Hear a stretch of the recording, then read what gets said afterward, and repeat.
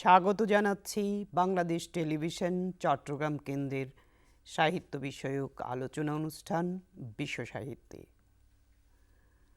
আজকের প্রসঙ্গ আধুনিক জাপানি সাহিত্যের অনন্য কথাশিল্পী হারুকি মুরাকামি। আধুনিক জীবনের যান্ত্রিকতা, বাস্তব রূঢ়তা এবং নিঃসঙ্গতার অনন্য কথাশিল্পীকে নিয়ে আজকের আয়োজন। আমাদের আয়োজনে আজকে আলোচক হিসেবে উপস্থিত আছেন কবি ও গল্পকার ফুয়াদ হাসান, সহকারী অধ্যাপক, পূর্ব বাকুলিয়া সিটি কর্পোরেশন মহিলা কলেজ। আরও আছেন সরওয়ার কামাল, কবি ও সমালোচক, শিক্ষক, প্রেসিডেন্সি ইন্টারন্যাশনাল স্কুল। আজকের অনুষ্ঠানে আপনাদের স্বাগত জানাচ্ছি। আধুনিক সাহিত্যের যে নিঃসঙ্গতা, সেই নিঃসঙ্গতাকে একটি শিল্পিত রূপ জাপানি সাহিত্যে যিনি জনপ্রিয় করেছেন তিনি হারুকি মুরাকামি।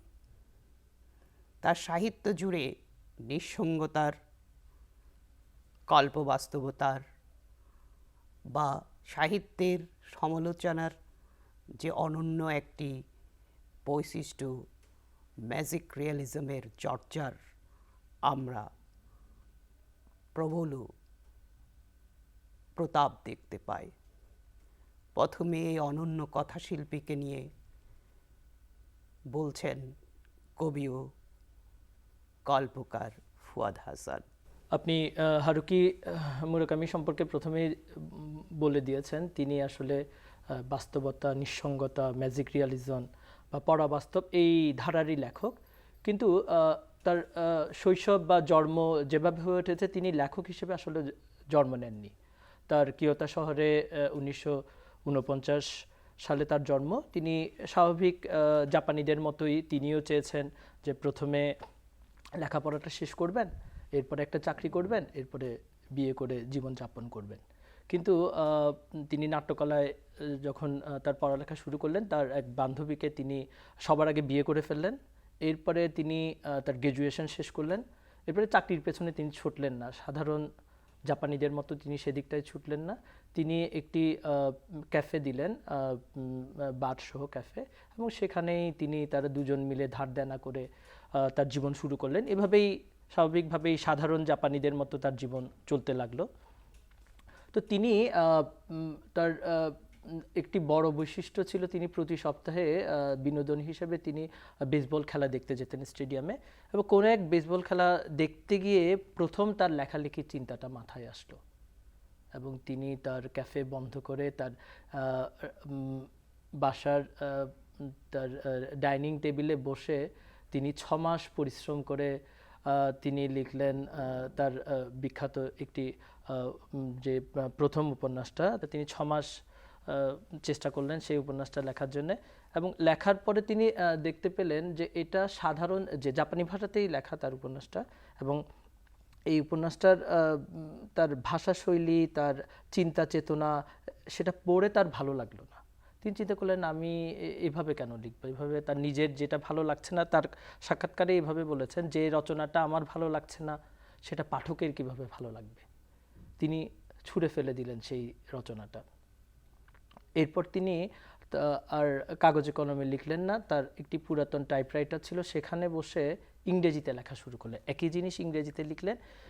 তিনি ইংরেজিতে যে খুব তার পাণ্ডিত্য ছিল বিষয়টা এমন না, তার যে সীমাবদ্ধতা ছিল, এই সীমাবদ্ধতা তার ছোট ছোট বাক্যে তিনি প্রথমে তাকে ইংরেজিতে লিখলেন, এবং পরবর্তীতে সেটা তিনি জাপানি ভাষায় অনুবাদ করলেন, এবং সেটা একটি আলাদা একটি মাত্রা যোগ করলো। জাপানি সেই দীর্ঘ বাক্য বা রূপক আশ্রয়ী সেই বিষয়গুলো বাদ গেল, সাদামাটা জীবনযাপনের কথা তিনি লিখলেন, এবং সেটা তারপরে ভালো লাগলো। এরপর তিনি এটা ফেলে রাখলেন দীর্ঘদিন। কোনো এক পুরস্কারের আশায় তিনি কোথাও পাঠিয়ে দিলেন, তার কাছে কোনো কপিও ছিল না। এখানেই তার লেখক জীবন আসলে শেষ হয়ে যেতে পারত।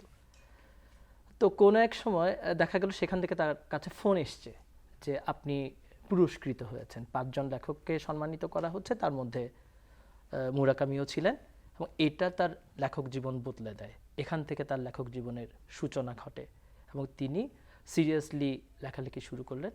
এরপরে তিনি তার দ্বিতীয় উপন্যাস পিনবল 1973 এটা এটা লিখলেন। এরপরে তার আর তাকে আর লেখক জীবনে আর পেছনে তাকাতে হলো না। বলা হয়ে থাকে এই শতকের সবচেয়ে জনপ্রিয়তম লেখক হচ্ছে মুরাকামি।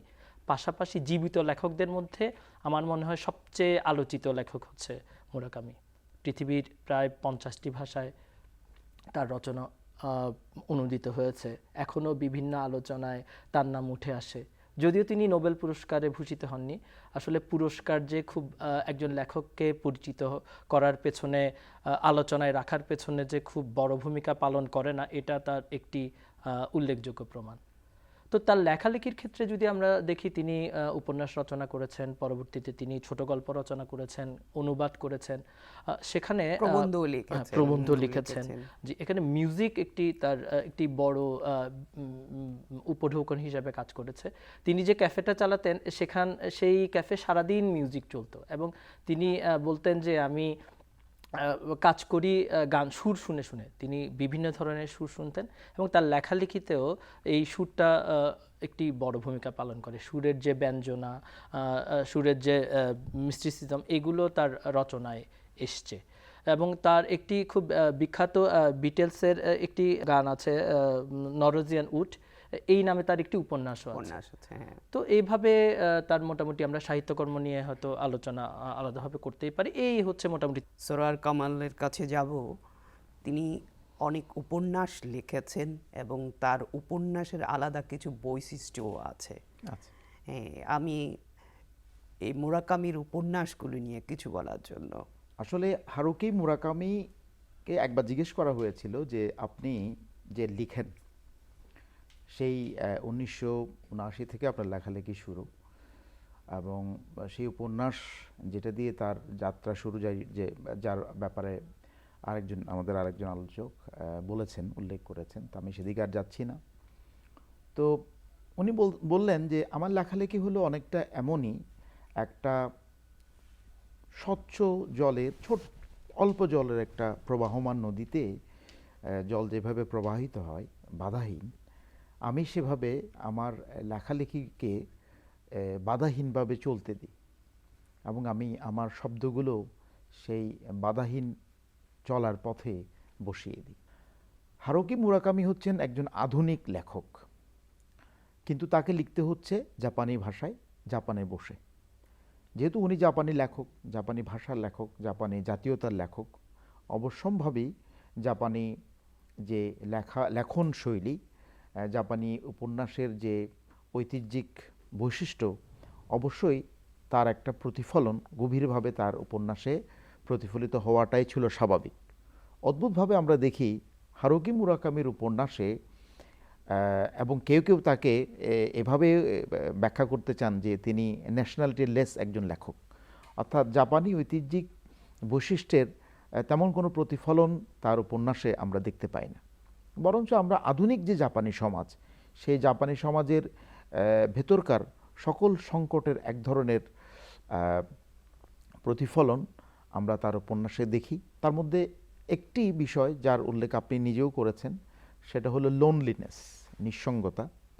আমরা সবাই জানি জাপানে একটা বিশাল সংখ্যক জনগোষ্ঠী আপনার বয়সের ভারে নুজো, এবং দ্বিতীয় বিশ্বযুদ্ধ পরবর্তী জাপানের যে সামাজিক পরিবর্তন, সেই সামাজিক পরিবর্তনের যে আধুনিকায়ন, সে আধুনিকায়নের যে সরাসরি প্রভাব জনমানসে পড়েছে, সংস্কৃতিতে পড়েছে, তার স্পষ্ট প্রতিফলন হারুকি মুরাকামির উপন্যাসে একদম দেদীপ্যমান। আমরা যদি তার সমগ্র উপন্যাসের একটা তালিকা করি, 2023 সালে তার শেষ উপন্যাস প্রকাশিত হয়, দ্য সিটিজ আনসার্টেন ওয়ার্ল্ডস, এবং যে শুরু যেটা হিয়ার দ্য উইন্ড সিং।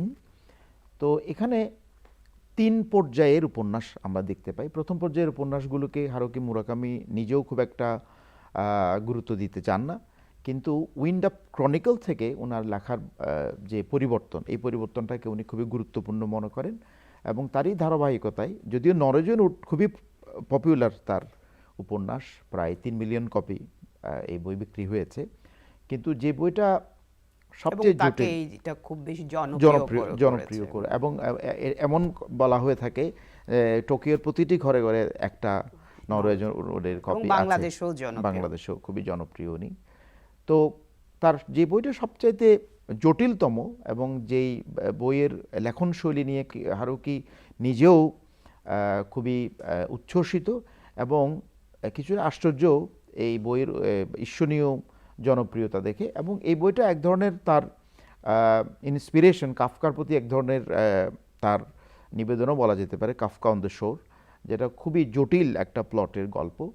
তো এই উপন্যাসে হারুকি মুরাকামির যেই লেখন শৈলী, এখানে আমরা দেখতে পাই ম্যাজিক রিয়ালিজমের রিফ্লেকশন, আমরা দেখতে পাই সুরিয়ালিজমের রিফ্লেকশন, আমরা দেখতে পাই, আমরা এখানে দেখতে পাই ঘটনার নিজের মতো করে চলতে দেওয়ার যে আধুনিক লেখন শৈলী প্রভাব, তা আমরা দেখতে পাই। অধিক চরিত্রের জটিলতা বাদ দিয়ে অল্প চরিত্রের বিশ্লেষণ এবং তার মনোদৈহিক যে জটিলতার রিফ্লেকশন, এসবই মূলত আমরা তার উপন্যাসের শৈলী যদি আমরা বিচার করতে যাই, আমরা এসব দেখতে পাই। অদ্ভুতভাবে তার উপন্যাসের কোনো রূপক, যে সমস্ত রূপকের ব্যবহার তার উপন্যাসে আমরা দেখতে পাই, তার সাথে জাপানি ঐতিহ্যের উপন্যাসের ধারার যে মাল্টি লেয়ার রূপকের ব্যবহার, এই রূপকের ব্যবহারটা তিনি সচেতনভাবে এড়িয়ে নিজের মতো করে এক ধরনের রূপকের ব্যবহারের একটা ট্রেডিশন তিনি তার উপন্যাসে তৈরি ধন্যবাদ করেছেন। আপনাকে। ধন্যবাদ। আমরা তার উপন্যাস সম্পর্কে কিছুটা জানলাম। আমরা জানি তিনি অনেক ছোট গল্পও লিখেছেন, ছোট গল্পের সাথে প্রবন্ধও লিখেছেন। আমরা এবার আসব ছোট গল্প নিয়ে জানতে, বিশেষ করে হারুকি মুরাকামির ছোট গল্পগুলিতে যে আলাদা কিছুটা বৈশিষ্ট্য ফুটে উঠেছে বিশেষ বিশেষ চরিত্রগুলোর। আমি কবি ফোহাদ হাসানকে কাছে জানতে চাইব তার ছোট গল্পগুলির কিভাবে আমরা মুগ্ধতা ছুঁয়ে যায়। তার ছোট গল্পগুলো আসলে তিনি আমরা যদি তার প্রথম দিককার যদি রচনাগুলো যদি দেখি, এগুলো আসলে তিনি নভেলা হিসাবেই দেখিয়েছেন। আমরা তার কিছু ছোট গল্প সংকলন পাই এবং সেখানেও আলাদা বিশিষ্টতা অর্জন করেছেন হারুকি মুরাকামি। তার একটি গ্রন্থ আছে ম্যান উইদাউট ওম্যান, সেখানে নারী পুরুষের যে আমাদের নিঃসঙ্গতা, আমরা বিবাহিত জীবনের পরেও যে আলাদা যে এই বিষয়টা আমার পূর্ববর্তী আলোচকও বলেছেন, জাপানিদের মধ্যে দ্বিতীয় বিশ্বযুদ্ধ উত্তর যে ভয়াবহতা, এই যে তার যে ট্রমার মধ্যে ছিল, এখান থেকে সব কিছু থাকার পরেও তাদের মধ্যে এক ধরনের একাকিত্ব, লোনলিনেস, হতাশা, এই বিষয়গুলো তার উপন্যাসের পাশাপাশি ছোট গল্প খুব সুস্পষ্টভাবে আসে। তো একটি কার ড্রাইভার, একটি তার গল্প আছে, অনেকগুলো গল্পের কথা আলোচনা করা যায় আলাদা আলাদাভাবে। সেখানে দেখা যায় যে স্ত্রী মারা গেছেন, তিনি একা একা নিঃসঙ্গ জীবনযাপন করছেন, আবার তার মহিলা কার ড্রাইভারের সাথে তার এক ধরনের মানবিক সম্পর্ক গড়ে উঠছে, এটা নিয়ে আমরা গল্প দেখতে পাই। আবার দেখা যায় একটি ইনসোমনিয়া রুগী, তার ঘুম আসছে না, দীর্ঘ সময় 17 দিনের মতো তার ঘুম আসছে না, স্লিপ নামে এই গল্পটা। আবার কোন সমস্যাও হচ্ছে না এবং তিনি এটাকে উপভোগ করছেন, যে কি হয় ঘুম না ঘুমালে তিনি কাজে ব্যস্ত। এই যে জাপানিদের কাজে ব্যস্ত থাকার বিষয়গুলো, এগুলো প্রতীকীভাবে তিনি আনার চেষ্টা করেছেন। কিন্তু কোথাও আমরা যে হিরোশিমা নাগাসাকি বা বিশ্বযুদ্ধ সমসাময়িক একজন লেখক, এই বিষয়গুলো কিন্তু সচেতনভাবে কোনো গল্পে ইচ্ছা করেই আনছেন না। তিনি রূপক অর্থে আনছেন, হতাশাগুলো আনছেন, যন্ত্রণাগুলো আনছেন, একাকিত্বগুলো আনছেন, টানাপোড়েনগুলো আনছেন, বাস্তবতার মধ্যে। তিনি আবার কোথাও কোথাও, যেমন একটি লাইব্রেরি নিয়ে একটি খুব বিখ্যাত গল্প আছে, ছোট গল্প আছে। একটি বালক সে স্কুল থেকে যাওয়ার পথে হারিয়ে যায়, সে একটি লাইব্রেরিতে চলে যায়, সেখানে সে হারিয়ে যাচ্ছে, এর মধ্যে আবার কল্পনায় নিয়ে যাচ্ছেন, তিনি এক অন্য জগতে নিয়ে যাচ্ছেন। আমরা দেখতে পাই মুরাকামির বেশিরভাগ ছোট গল্প তিনি পাঠককে এঙ্গেজ করছেন, যে তিনি সমাধান দিচ্ছেন না বা উপসংহার টানছেন না। এমন এক জায়গায় গিয়ে গল্পটা শেষ করছেন, সেখান থেকে পাঠকই চিন্তা করছে এটা কোথায় যাচ্ছে, কোন দিকে যাচ্ছে, সেটা পাঠককেই কল্পনা করতে দিচ্ছেন।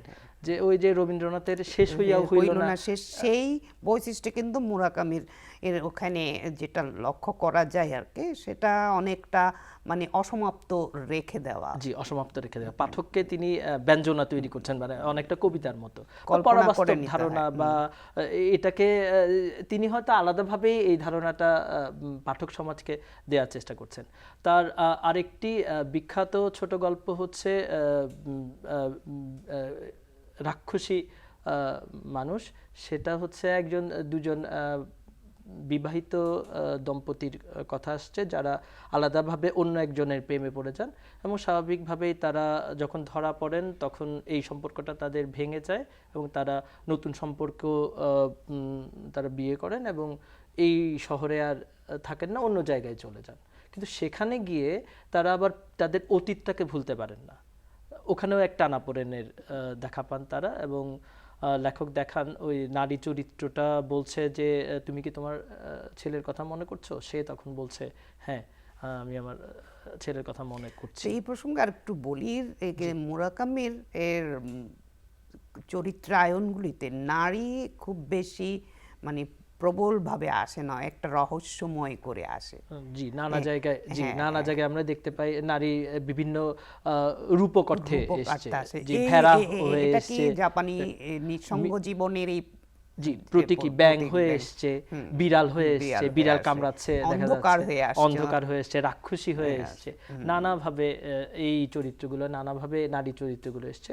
তার শেষ দিককার খুব বিখ্যাত একটি গল্প বেকারি হামলা, খুব বিখ্যাত একটি ক্ষুধার্ত মানুষ, বেকারি হামলা, কিন্তু সেটা আমাদের ক্ষুধার্ত মানুষের মতো না। আমরা হয়তো এই প্রসঙ্গে পরিকল্পিত, আমাদের হয়তো অভাব, তাদের কোনো অভাব ছিল না, কিন্তু কোথায় যেন একটি অভাব আছে।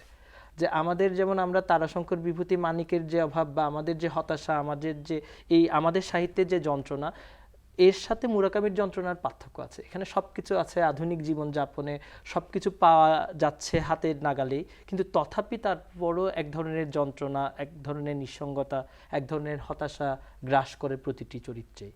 এভাবেই তার ছোট গল্পের প্রায় প্রতিটি চরিত্র আমরা দেখতে পাই। আইস ম্যান একটি গল্প আছে যেখানে একজন বয়স্ক ভদ্রলোক, তিনি কোনো এক জায়গায় চলে যান হয়তো নিঃসঙ্গ সময় কাটানোর জন্য, সেখানে বরফ মানবের সাথে তার একটি সম্পর্ক গড়ে ওঠে, কল্পবাস্তব। এইসব যে কৌশল বা এই ধরনের পরাবাস্তব বা অতি কল্পনা বা অতি আধুনিকতা বা এই ধরনের বিষয় তার প্রতিটি গল্পেই আমরা কোনো না কোনোভাবে দেখতে পাই। আমরা মুরাকামির যে গল্প, উপন্যাস, তার চিন্তন, তার মাঝে একটি চমৎকার জিনিস রিলেট করতে পারি। তিনি বাস্তবতাকে অতিক্রম করে অতি বাস্তব, যেটাকে আমরা ম্যাজিক রিয়ালিজম হিসাবে সাহিত্য সমালোচকরা নির্ধারণ করেন। আমাদের তার এক প্রবণতা দেখি। আমি আমাদের আজকের কবি ও সমালোচক সরোয়ার কামালের কাছে জিজ্ঞাসা, তার এই বৈশিষ্ট্য জাপানের যে ঐতিহ্যবাদী সাহিত্য ছিল তার সাথে কতটুকু খাপ খায়, অথবা এইটুকু তার অনন্যতা কিভাবে দিয়েছে তার সাহিত্যকে? ম্যাজিক রিয়ালিজম তো খুবই প্রচলিত এবং খুবই পরিচিত একটি ধারণা। আমরা ল্যাতিন সাহিত্যে দেখেছি এর সফল প্রয়োগ, এবং মার্কেজ, গ্যাব্রিয়েল গার্সিয়া মার্কেজ, যেটি তার বিখ্যাত উপন্যাস 100 Years of Solitude, নিঃসঙ্গতার 100 বছর, এখানে সফল প্রয়োগ ঘটিয়েছেন। যদিও মুরাকামি নিজেকে ওইভাবে ম্যাজিক রিয়ালিজমের একজন লেখক বলে অভিহিত করতে নারাজ। এবং আমরা যদি ট্রেডিশনাল জাপানি সাহিত্যগুলো দেখি, এখানে আমরা 4টে স্তরের দেখা পাই। এই 4টে স্তরের একটাতে আমরা দেখি বৌদ্ধইজম, মানে বুদ্ধের যে বৌদ্ধ ধর্ম দর্শন, এবং তার সাথে প্রকৃতির যে গভীর সম্পর্ক, এটার একটা প্রভাব যে ঐতিহ্যবাহী জাপানি সাহিত্য এখানে আমরা দেখতে পাই, ক্লাসিক জাপানি সাহিত্য, ক্লাসিক যেটা জাপানি সাহিত্য। কিন্তু সেটার গভীরতর কোনো রিফ্লেকশন আমরা কিন্তু মুরাকামির মুরাকামি সাহিত্যে সাহিত্যে ওভাবে দেখতে পাই না। সেভাবেও ল্যাতিনে বা মেক্সিকোতে বা ল্যাতিন আমেরিকার সাহিত্যে ইভেন কি তারই প্রভাবে পরবর্তীতে বিশ্বের বিভিন্ন প্রান্তে ম্যাজিক রিয়ালিজমের যে চর্চা হয়েছে, আমরা আমাদের ভারতীয় উপমহাদেশে, পশ্চিমবঙ্গে, বাংলাদেশেও আমরা দেখতে পেয়েছি। আমাদের অনেক লেখক এইগুলোর চর্চা করেছেন, কিন্তু যে অর্থে ম্যাজিক রিয়ালিজমের যে সমস্ত লেয়ারগুলোকে একত্র করে এটাকে চর্চার একটা ব্যাপার, সাহিত্যে এটার প্রয়োগের যে ব্যাপার আছে, সেই অর্থে আমরা আমাদের মুরাকামির সাহিত্যে, মুরাকামির উপন্যাসে বা ছোট গল্পে আমরা সরাসরি ওভাবে প্রভাব দেখি না। তবে উনি খুবই চমৎকারভাবে ম্যাজিক রিয়ালিজমকে তার লেখার টুল করেছেন। আমরা যদি তার একটা বিখ্যাত উপন্যাস কাফকা অন দ্য শোর দেখি, বিখ্যাত এই উপন্যাসটা সারা পৃথিবীতেই সমাদৃত হয়েছে। মজার ব্যাপার হলো, এই উপন্যাসে আমরা দেখি যে একটি চরিত্র, একটি নারী চরিত্র, সে বিড়ালের সাথে কথা বলছে।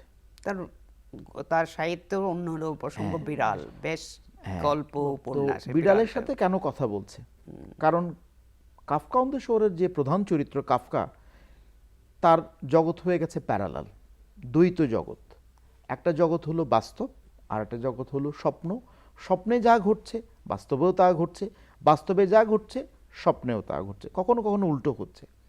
এই যে দ্বৈত জগতের উপস্থিতি, এই যে বিড়ালের সাথে কথোপকথন, তাহলে মুরাকামি যদিও ম্যাজিক রিয়ালিজম দ্বারা প্রভাবিত একজন লেখক, ম্যাজিক রিয়ালিজম দ্বারা প্রভাবিত হয়ে অনেক তার উপন্যাসে তিনি তার প্রয়োগ ঘটানোর চেষ্টা করেছেন, কিন্তু হারুকি মুরাকামির ট্রিটমেন্টটা একটু আলাদা। এবং এই ট্রিটমেন্টের সাথে সমসাময়িক জাপানি সমাজের যে সর্বাঙ্গীন চিত্র এবং সমসাময়িক জাপানি সমাজের ভেতরকার যে অন্তঃস্রোত এবং চোরাস্রোত যেইভাবে প্রবাহমান, তারই এক ধরনের সাহিত্যিক প্রকাশ ম্যাজিক রিয়ালিজমকে উপজীব্য করে হারুকি মুরাকামি চেষ্টা করেছেন তাকে বাস্তবভাবে উপস্থাপন করার জন্য। ধন্যবাদ সরোয়ার কামালকে। বাংলা সাহিত্যে তিনি কিভাবে প্রভাবিত করেছেন? আমি আমার ছাত্রছাত্রীদের মধ্যে মুরাকামির বিশাল একটা ভক্ত গোষ্ঠী দেখেছি।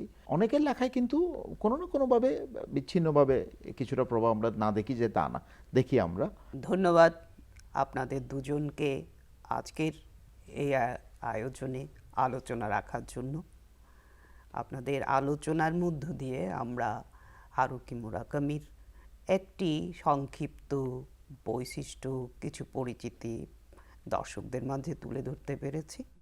আজকের অনুষ্ঠান এ পর্যন্তই। আপনারা যে যেখান থেকে আজকের বিশ্ব সাহিত্য অনুষ্ঠান উপভোগ করছেন, সবাই সুস্থ ও নিরাপদ থাকুন। দেখা হবে অন্য কোনো দিন, অন্য কোনো প্রসঙ্গ নিয়ে। আল্লাহ হাফেজ।